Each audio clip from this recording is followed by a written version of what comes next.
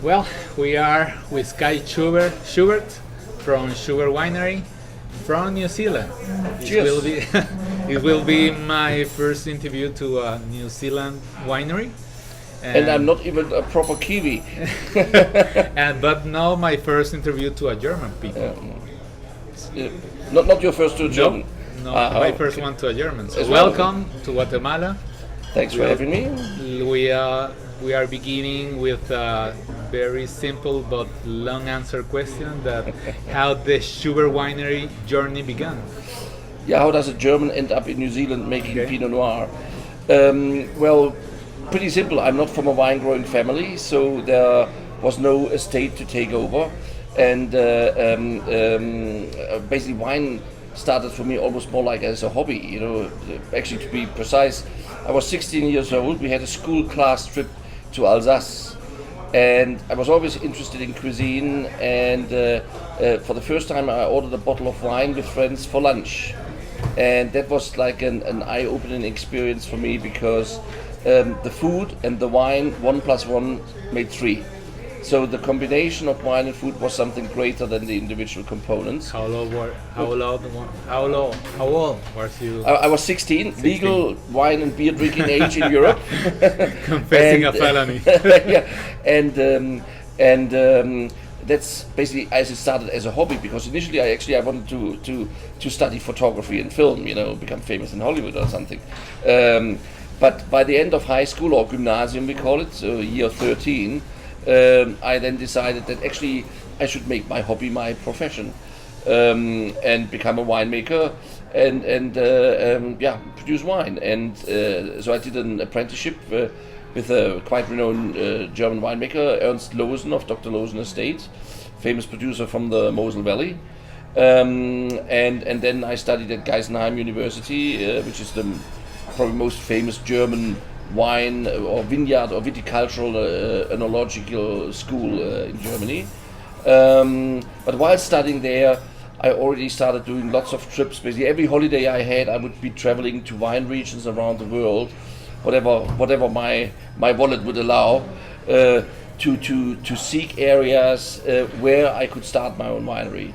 Of course, I first started in Europe, but I had to realize very quickly that with Pinot Noir having become my favorite variety, it's very difficult to get started in Europe, because there's only very few pockets in Europe where Pinot Noir works or grows very well, because it needs to be very balanced climate, not too hot, not too cold. Okay.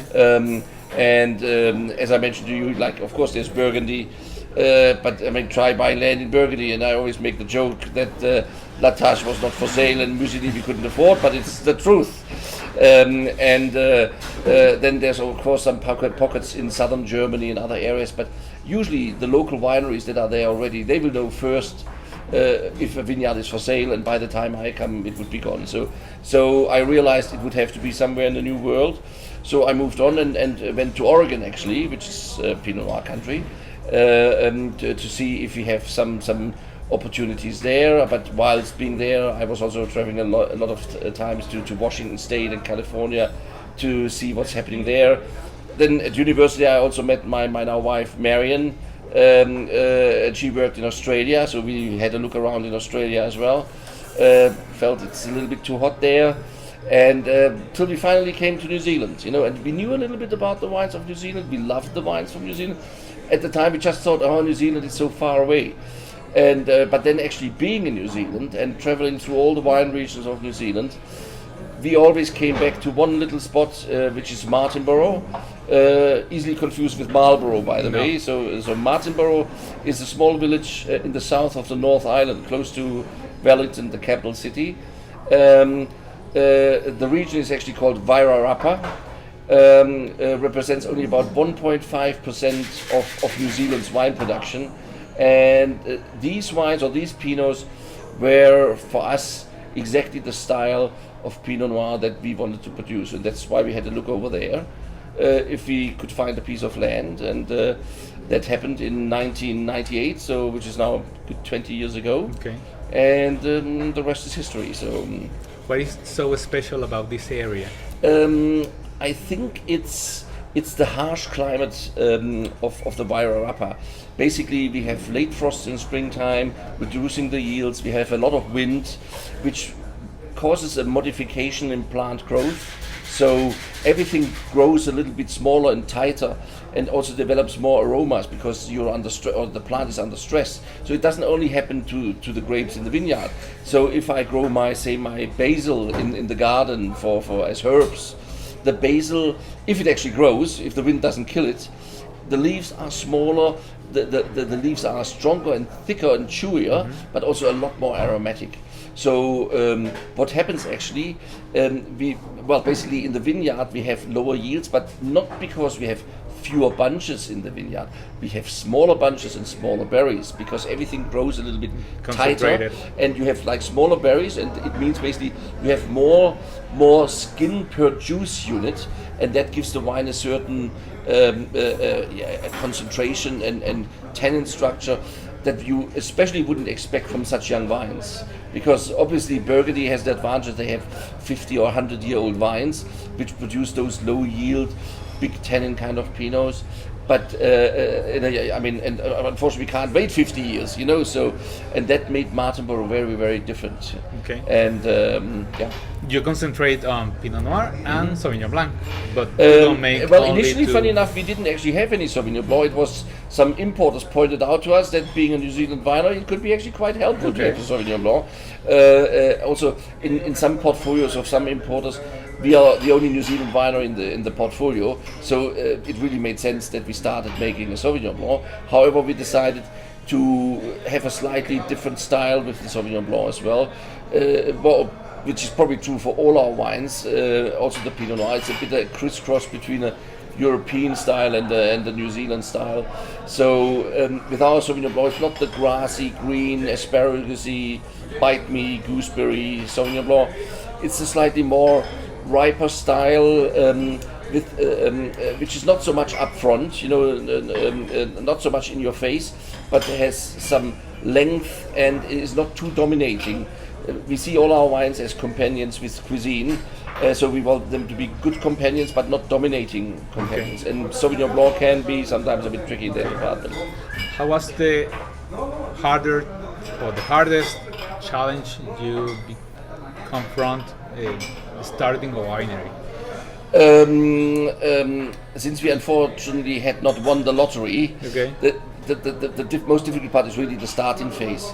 And we knew it, we calculated it, and we knew the numbers roughly, but when you actually suffer through the numbers, it's a different kind of situation again, because you have to imagine the first basically 6-7 years you don't have a product to sell. Like in 98 we bought the land, so 99, 2000 we started planting the vineyard, then another 3-4 years you don't have grapes. So finally you have some grapes, in our case mainly red wine, that we put in barrels for another almost 2 years, and then it comes on the bottle, and then now you have your first wine. Now unfortunately the world wasn't just waiting for Kai Schubert to produce a wine and everybody went like, hi, where can we buy it? Now you have to find the market, and then the next tricky thing, especially in New Zealand, is it's not the smallest country, but it has a small population of only 4 million people. So to find the market domestically is also very difficult. So you have to look at exports, and export markets are not built overnight. So that was really the toughest thing for us, basically the first 10, even 15 years, to get our ship, the winery, through those really difficult waters. Now we are in year 2021 of our winery. We slowly get into smoother waters, but it's a really long-term investment. So it's not something where things work out very quickly, And as you say, it's a small country, and you have to export, and you have to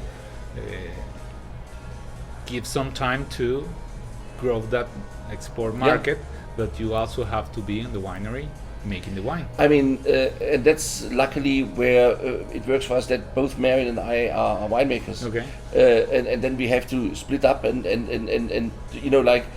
do different things at the same time, because also unfortunately all the important wine fairs and wine events they are dominated by the northern hemisphere. So they are at a convenient time for the northern hemisphere. They are very inconvenient times for the southern hemisphere. So big wine fairs, like imagine ProWein, which in Düsseldorf in Germany, probably now the most important wine fair in the world. This is in mid-end March. That's when our harvest starts. That's very convenient for the northern hemisphere because they just finished pruning and they're waiting for bud burst or what have you. So that's a good time for them, but it's not a good time for us. So we had to realize that in the beginning, while Marion and I did everything together in the vineyard and the winery, we had to think like, okay, we have to maybe rearrange certain things, and basically Marion said like, well, I don't really want to do the marketing thing. So I'm now more the traveler and marketeer of our wines. I mean, we still do all the planning together for the vintage and for the wines, and we also do all the assemblage tastings together. But most of the physical work in the vintage is done by Marion in the winery. Okay. And that's where we work as a team. Otherwise, it would be impossible. Okay. Give me some number about the winery. How many countries you export? How many acres do you have? How many bottles do you produce? We are basically a small winery. We have at the moment 14.5 hectares, and we produce 60 to 80,000 bottles per year. How many different wines? Well, Pinot Noir would roughly be 3/4 of the production. Then we do some Sauvignon Blanc, and then we do some really tiny production of Syrah. We do a red wine blend called Conbrio. We do a very small production of a white wine blend called Tribianco, and then a very small production also of a dessert wine called Dolce. And of course the rosé of Pinot Noir we produce as well, and that's it basically. Okay. And we currently export to 40 markets internationally. Some of which are, I mean, there's no massive markets. We usually don't send container loads of wine somewhere because with our production it wouldn't allow it. But we want to spread it as much as possible. Obviously, we don't want to have all eggs in one basket. And therefore,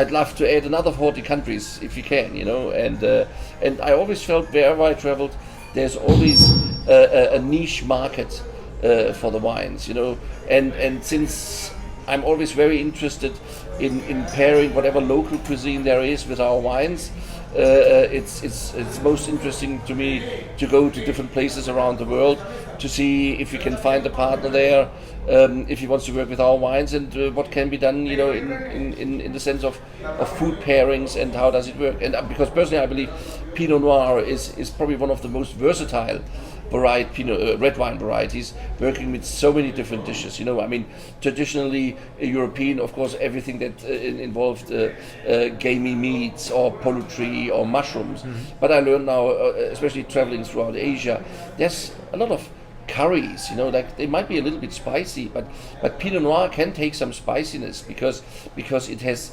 the fine tannin structure, because a big tannin structure would fight with the chili or the spicy flavors, but the fine tannins of a Pinot and the fruitiness and the acidity actually keeps your palate fresh and works very nicely together. I mean, even to the point, I mean, I was once in Chengdu, and they are known for their hot pot where you can't see anything else because it's always floating with chilies. Even that actually worked to a certain extent, even though it may not have been the best pairing ever. And that's just a fun part of the whole thing, the variety we see over the time, and people do say that apparently I do enjoy some traveling as well. And it's so it's great to come back to Guatemala and see our wines over here. What is in the future for Schubert? I mean, as always, every vintage we want to do some more fine tuning because I mean there is no perfection, because there's always something you could have done a little bit better here and there, but every year we try to refine that even more and make it better. Then the next big challenge will be climate change, because we have seen in the last 2 years in particular that both years were the hottest ever we have had in New Zealand, and that also our harvest time has switched to 3 to 4 weeks earlier than usual. Weeks. Weeks, yeah. I mean, that has happened in other places as well, even Germany. I mean, one of my last trips, I was in Poland. Poland has now 50 wineries. 20 years back, nobody was talking about wineries in Poland. Now they have, and they make nice wine. You know, in Poland, there's wineries in southern Sweden. I mean, maybe southern France will turn into a desert, and the Mosel Valley will become the new Burgundy. I don't know, but we certainly see a big change there and challenges, whereas the weather is also less predictable. I was talking to the weather people in New Zealand, and they said, like, usually in the years before we were able to say, if the October, November is like this, we can predict it's going to be probably a dry summer or a wet summer or whatever. Now you cannot do Now they use dices. It's because whatever they think they can predict, it's probably going the other way around, and that is probably the biggest challenge. Not only that we are facing it, that all of that. our planet is facing, and so that's a big worry, and especially because, I mean, changes that should happen are happening too slow. And but let's not get into politics, because that would be a new can of worms, you know. So, but it is a big issue. Well, thank you for your time. It's a pleasure every time I taste your wine. And cheers. Well, thanks for having me. Cheers. And please visit us in New Zealand. It's convenient. Far, 20-hour flight maybe. Only. Thank Cheers. you.